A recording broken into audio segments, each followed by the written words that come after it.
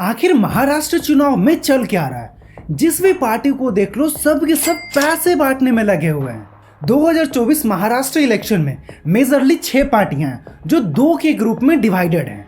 महाविकास आघाड़ी जिसमें कांग्रेस, उद्धव ठाकरे की शिवसेना और शरद पवार की एनसीपी है।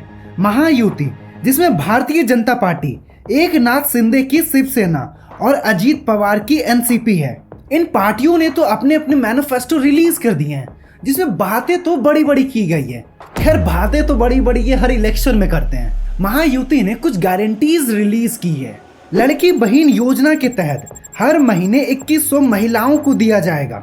सीनियर सिटीजन के लिए पेंशन 1500 को बढ़ाकर 2100 कर दिया गया है। 25 लाख जॉब प्लस स्टूडेंट को ये फाइनेंशियल सपोर्ट करेंगे और तो और 10,000 रुपए हर महीने दिए जाएंगे। इलेक्ट्रिसिटी बिल को 30% तक रिड्यूस कर दिया जाएगा। अब जरा महाविकास आघाड़ी का भी गारंटीज देख लो। महालक्ष्मी योजना के तहत महिलाओं को हर महीने 3,000 रुपए दिए जाएंगे और फ्री बस ट्रैवल। अनएम्प्लॉयड यूथ को हर महीने 4,000 रुपए बांटे जाएंगे। किचन में जो एलपीजी गैस सिलेंडर होता है उसका प्राइस ये 500 कर देंगे। वुमेन एम्पावरमेंट के नाम पर हर साल 1 लाख रुपए। मतलब इन पार्टियों के पास अलादीन का चिराग है कि उसको रगड़ा, उसमें से जिन बाहर आया और जिन को कहा कि एक पैसे छापने की मशीन बना और उससे बेरोजगार युवाओं को, सीनियर सिटीजन को, महिलाओं में पैसे बांट दो। फिर जिनको कहा कि अनएम्प्लॉयड यूथ के लिए कहीं पे माइक्रोसॉफ्ट का ऑफिस, कहीं पे गूगल का ऑफिस, कहीं पे एआई का ऑफिस बनवा दिया ताकि उन्हें रातों रात रोजगार मिल जाए। और क्योंकि 30% इलेक्ट्रिसिटी भी रिड्यूस करनी है तो कहीं पे इलेक्ट्रिसिटी प्लांट भी लगाने होंगे। लोगों को क्या इन पार्टियों ने बेवकूफ समझ रखा है कि पैसे फेंके और वोट ले लिए? इन पार्टियों को लगता है कि इन गरीब लोगों को क्या चाहिए? 2 वक्त की रोटी और झूठे वादे। बस वोट मिल जाएगा, काम तो करना नहीं है कुछ। क्योंकि अगर काम किया होता तो 83% यूथ महाराष्ट्र में बेरोजगार नहीं होते। मीन्स महाराष्ट्र में 15 से 29 साल के युवा बेरोजगार हैं, जबकि 2022 में अनएम्प्लॉयमेंट रेट 15% था। इसी साल अगस्त में air India airport service limited एक इंटरव्यू कंडक्ट करती है 2216 पोस्ट के लिए। 2216 पोस्ट के लिए 25,000 स्टूडेंट आए थे। क्राउड देखो आप, क्राउड।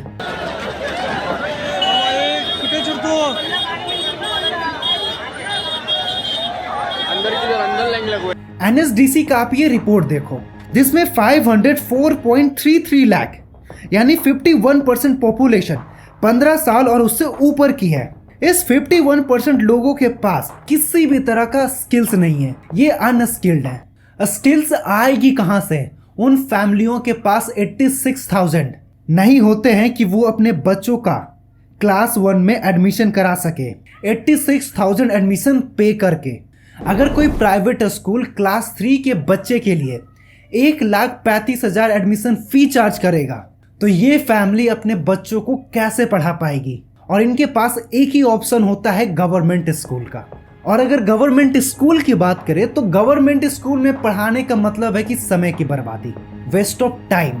क्योंकि गवर्नमेंट स्कूल में तो बच्चों के लिए बैठने के लिए ढंग की जगह भी नहीं होती है, इंफ्रास्ट्रक्चर नहीं होता है, बच्चों के लिए क्वालिटी एजुकेशन नहीं होता है।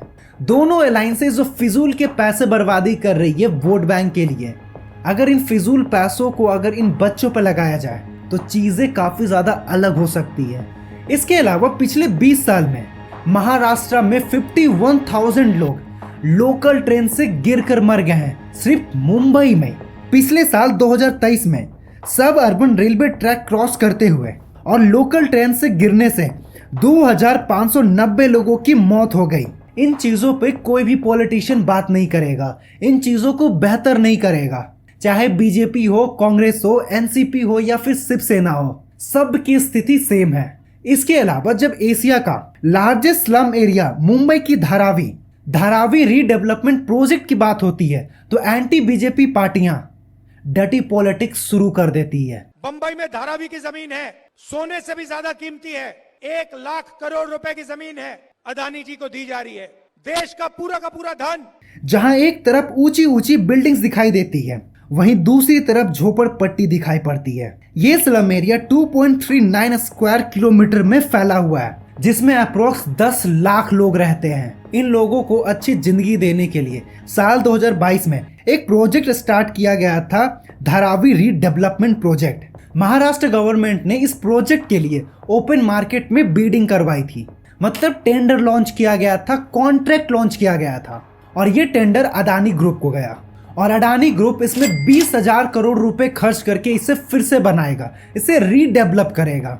इनफैक्ट बाबा साहब ठाकरे भी चाहते थे कि धारावी को फिर से डेवलप किया जाए, बट राहुल गांधी, उद्धव ठाकरे जैसे पॉलिटिशियन को ये बात कौन समझाए कि जब अडानी ग्रुप को ये टेंडर मिल रहा था तो उस समय महाराष्ट्र में महाविकास आघाड़ी ही पावर में थी।